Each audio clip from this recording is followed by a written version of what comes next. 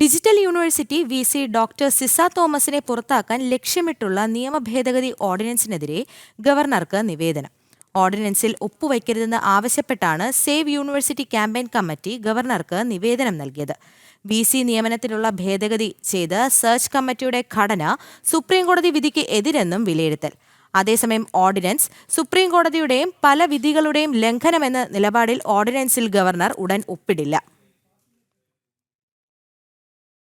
Digital university V C. Doctor Ciza തോമസിനെ പുറത്താക്കുക എന്ന ഉദ്ദേശത്തോടെ സംസ്ഥാന മന്ത്രിസഭ ശുപാർശ ചെയ്തിരിക്കുന്ന നിയമഭേദഗതി ഓർഡിനൻസിൽ ഒപ്പുവെക്കരുതെന്നാവശ്യപ്പെട്ട് നിവേദനം രാജ്ഭവനിൽ എത്തിയിരിക്കുകയാണ്. സേവ് യൂണിവേഴ്സിറ്റി ക്യാമ്പയിൻ കമ്മിറ്റിയാണ് ഗവർണർക്ക് നിവേദനം നൽകിയത്. വി.സി. നിയമനത്തിനുള്ള ഭേദഗതി ചെയ്ത സെർച്ച് കമ്മിറ്റിയുടെ ഘടന സുപ്രീംകോടതി വിധിക്ക് എതിരാണെന്നും നിവേദനത്തിൽ പറയുന്നു. ഡിജിറ്റൽ സർവകലാശാലയിൽ പ്രാഥമിക അന്വേഷണത്തിൽ കണ്ടെത്തിയ കോടികളുടെ സാമ്പത്തിക ക്രമക്കേട് വിശദമാക്കി വി.സി. ഡോക്ടർ സിസ തോമസ് ഗവർണർക്ക് സമർപ്പിച്ച റിപ്പോർട്ടിന്മേൽ വിശദമായ പരിശോധന നടത്താൻ CAG ആവശ്യപ്പെട്ടിരിക്കുന്ന സാഹചര്യത്തിൽ ഓഡിറ്റ് ആരംഭിക്കുന്നതിന് മുൻപ് സിസ തോമസിനെ വി.സി. സ്ഥാനത്ത് നിന്ന് നീക്കി സർക്കാരിന് താൽപര്യമുള്ള ഒരാളെ വി.സി.യായി നിയമിക്കുക എന്ന ഉദ്ദേശമാണ് ഓർഡിനൻസ് അംഗീകരിച്ചതിന് പിന്നിലെന്നും ആക്ഷേപമുണ്ട്. യൂണിവേഴ്സിറ്റിയുടെ പ്രോ ചാൻസലർ കൂടിയായ മുഖ്യമന്ത്രിയുടെ പ്രത്യേക താൽപര്യമനുസരിച്ചാണ് നിയമ ഭേദഗതി നിർദ്ദേശിച്ചതെന്നും ഗവർണർക്ക് സമർപ്പിച്ച നിവേദനത്തിൽ ചൂണ്ടിക്കാട്ടിയിട്ടുണ്ട്. അതേസമയം ഡിജിറ്റൽ സർവകലാശാല നിയമ ഭേദഗതി ഓർഡിനൻസിന് ഗവർണർ അംഗീകാരം നൽകില്ല. സർക്കാർ നിയമനിർമ്മാണം കേസിന് ബലം പകരാനെന്ന